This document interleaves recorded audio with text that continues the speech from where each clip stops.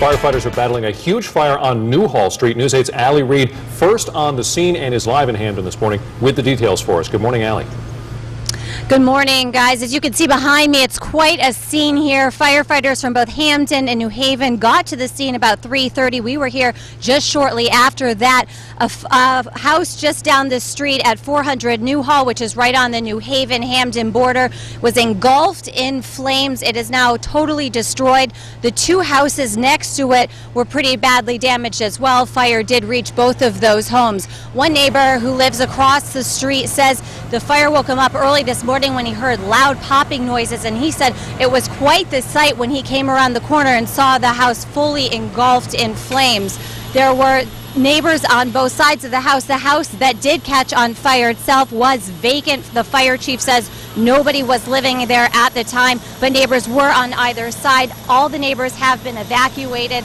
One of the neighbors said that their son has asthma. He had an asthma attack and had to be taken away on a stretcher. She said her fire alarm went off when the next door fire started. Another neighbor we talked to, a young girl, says she woke up. She started to be really hot. The heat woke her up. She turned over, saw the flames, and woke 10 of her family members up and got them out of the house just in time. Here's what the fire chief in Hamden had to say. Our units got a report of a structure fire. En route, we could see the glow coming down the block. The building was fully involved. We had structures on either side involved in fire. We believe the home was unoccupied. We have no report of any occupants in any of the buildings right now. The fire building has collapsed. We're in the process of overhauling the exposure buildings, and that's where we are right now. The fire has been put out, but again, that unoccupied home is completely destroyed.